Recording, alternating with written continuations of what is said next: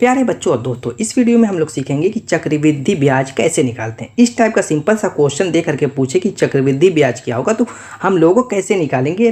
फार्मूले की भी मदद से निकालना सीखेंगे कि फार्मूले से कैसे निकालते हैं, और ट्रिक से भी निकालना सीखेंगे कि ट्रिक से दोस्तों कैसे हम चक्रवृद्धि ब्याज निकाल सकते हैं। तो दोनों तरीका सीखेंगे। तो ये वीडियो बहुत इंपॉर्टेंट होने वाली है, लास्ट तक देखते रहिएगा।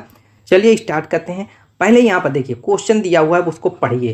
क्वेश्चन क्या कह रहा है कि 4000 रुपया, जो 4000 रुपया दिया हुआ है इसको कहते हैं हम मूलधन। और उसके बाद कह रहा है 4000 रुपये का 5% वार्षिक ब्याज की दर से 3 वर्ष का चक्रवृद्धि ब्याज क्या होगा। देखिए जो 4000 रुपया है उसको हम मूलधन कहते हैं, ये 5% जो दिया हुआ है इसको हम दर कहते हैं, और इस जो 3 वर्ष दिया हुआ है इसको हम समय कहते हैं। तो पहले यहाँ पर देखिए जो ये होता है इसको हम अमाउंट कहते हैं, इसको हिंदी में हम कहते हैं मिश्रधन। अब कहेंगे कि हमें चक्रवृद्धि ब्याज निकालना है, हम मिश्रधन क्यों निकालना है, तो अभी मैं वो भी बताऊंगा। मिश्रधन बराबर होता है मूलधन, क्या, मूलधन गुणे 1 प्लस दर बटे में 100 टू द पावर समय। इतनी चीज़ें मालूम हो गई। अब हम पहले मिश्रधन जब निकाल लेंगे तो मैं तरीका बताऊंगा उससे कैसे चक्रवृद्धि ब्याज निकाला जाता है। तो पहले इसको सॉल्व कर लीजिए। मूलधन आपका 4000 दिया हुआ है, ये जो 4000 रुपया लिखा हुआ है इसको मूलधन कहते हैं। तो 4000 रुपये यहाँ पर हम लिख लेंगे, गुणा बनाएंगे, गुणा है तो 1 प्लस दर जो है आपकी 5% दी हुई है तो सिर्फ 5 लिखेंगे, प्रतिशत नहीं लिखेंगे, बटे में 100 बनाएंगे, और समय आपका दिया हुआ 3 तो पावर के रूप में, घात के रूप में इस तरीके से 3 बना देंगे। क्लियर है। अब ये 4000 ऐसे ही लिख लीजिए और ब्रैकेट वाला पहले काम कर लीजिए। यहाँ पर देखिए 5 करने 5 और ये काटेंगे 20 बार कटेगा, इसको जोड़ लीजिए। जो जैसे एलसीएम लेकर के जोड़ते घटाते हैं तो आपका बचा है क्या, 1/20। इसको जोड़ेंगे, पावर 3 है, ऐसे ही रहने देंगे। यहाँ पर मैं बता रहा हूँ रफली काम है ये। तो 20 सेकंड में 20, 21/20 हो जाएगा जोड़ने पर। जैसे भिन्न को जोड़ते घटाते हैं वैसे आप जोड़ लेंगे तो 21/20 टू द पावर 3 हो जाएगा। 21/20 टू द पावर 3। अब 21 का 3 बार गुणा कर दीजिए, या 21 का क्यूब याद है तो वो भी लिख सकते हैं, दोनों तरीका है। तो आप गुणा कर लीजिएगा, मैं डायरेक्टली इसको रख देता हूं क्योंकि यहाँ पे जगह की कमी है। तो इसका जो क्यूब होता है वो होता है 9261। कितना होता है, 9261। 21 के क्यूब का होता है, किसका, 21 का क्यूब का। अब 20 के क्यूब का क्या होता है मान, 20 के क्यूब का तो मैं कहूँगा कि होता है 8000। कितना होता है, 8000। इसका तो डायरेक्ट आप कर सकते हैं, 2 दूना 4 दूना 8, 3 बार उसका गुणा कर दीजिए, 3 तो 0 बना दीजिए, हो गया।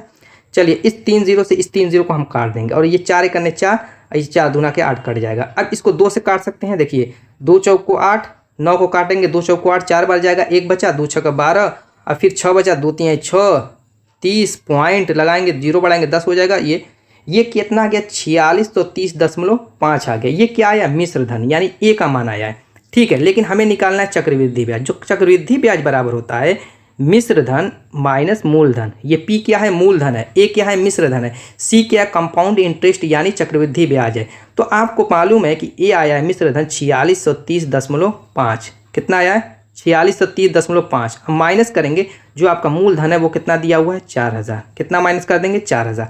तो जब घटाएंगे 4630.5 में से 4000 तो आ जाएगा आपका 630.5 रुपया। ये क्या हो गया आपका, क्या हो गया दोस्तों, कंपाउंड इंटरेस्ट हो गया। यानी कि जो मिश्रधन होता है, एक चीज़ और बता दूं, जो मिश्रधन होता है वो होता है मूलधन और चक्रवृद्धि ब्याज दोनों को जब मिलाया जाता है तो उसको मिश्रधन कहते हैं। यानी जो मूलधन आपके पास पैसा है वो, और जो बैंक से आपको ब्याज मिलता है कंपाउंड इंटरेस्ट चक्रवृद्धि ब्याज, इन दोनों को मिलाने के बाद उसको मिश्रधन अमाउंट कहा जाता है।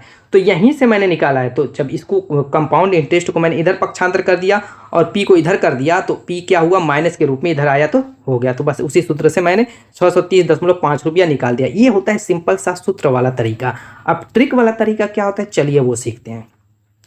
यहाँ पर ट्रिक वाला तरीका जानने से पहले कंपाउंड इंटरेस्ट कैसे बढ़ता है वो जानते हैं। देखिए क्या होता है कि मान लीजिए कि यहाँ पे 4 रुपया था, कितना, 4 रुपया मत रखिए, इसको आप रख लीजिए 100 रुपया। 100 रुपया था, इस पे बैंक जो है 10% चक्रवृद्धि ब्याज की दर से आपको ब्याज बढ़ा रहा है। तो जब पहली साल होगा, ये घूमता रहता है, चक्रवृद्धि ब्याज हर साल घूमता रहता है। ये क्या करता है, पहली साल 1 साल ऐसे घूम के आया तो क्या करेगा, 1 साल में पहले 100 का 10% निकालेंगे तो 10 आएगा। ठीक है, तो जब दूसरे साल ये आएगा तो अब जो मूलधन होगा वो 100 नहीं रह जाएगा, अब ये 10 इसमें ऐड हो जाएगा, यानी 110 रुपया मूलधन का काम करेगा। अब जब हम निकालेंगे ब्याज तो 110 रुपये पर निकालेंगे। जब 110 रुपये पर निकालेंगे तो आपका कितना हो जाएगा, वहाँ पे 110 का 10% निकालेंगे। कितना निकालेंगे, 110 का 10% निकालेंगे तो देखिए कितना हो जाएगा, 2 0 कट जाएगा, यानी 11 हो जाएगा।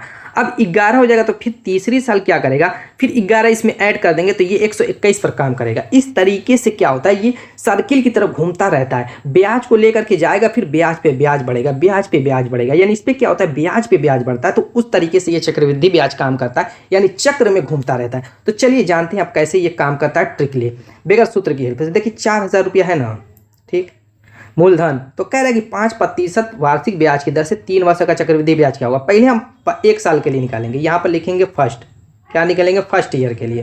तो ऐसे लिखिए इसको, देखिए थोड़ा सा अच्छा लगे। मैं क्या करूँगा, इसको फर्स्ट ईयर के लिए लिखूँगा, क्या, फर्स्ट ईयर। तो ये 4000 रुपया जो है इसका हम पहले 5% जैसे आप निकालते हैं 5% वैसे निकालेंगे। कैसे निकालेंगे, 5/100, ये पहले साल के लिए हो जाएगा। 2 0 से 0 की कटेगा, 5 दूना के 10, कितना हो गया, 200। अब दूसरी साल के लिए क्या होगा, दूसरी साल के लिए अब ये 4000 रुपया मूलधन का काम नहीं करेगा। अब ये 4000 में ये 200 रुपया जुट जाएगा, यानी कितना मूलधन का काम करेगा, 4200। अब हम 4200 का 5% निकालेंगे, कितने का, 4200 का। तो ये 2 0 से 2 0 कट जाएगा, देखिए गुणा कर लीजिए 42 में 5 का, तो 5 दूना के 10, 5 जो को 20, 1 21, 210 हो गया। अब तीसरी साल क्या करेगा कि अब 4200 में फिर ये 210 जोड़ेंगे तो 42 4 4410 हो जाएगा, यानी तीसरी साल, 3 साल का कह रहा है ना, तो इसी तीसरी साल आ गए। तीसरी साल अब ये 4410 रुपया जो है मूलधन का काम करेगा। अब इस पर हम 5% निकालेंगे, कितना, 5%। देखिए 1 0 से 1 0 कट गया, 5 से काटेंगे 5 दूना के 10, और ये 2 से इसमें भाग देंगे तो 2 दूना 4, 2 दूना 4 0, 220.5 हो जाएगा। कितना हो जाएगा, 220.5।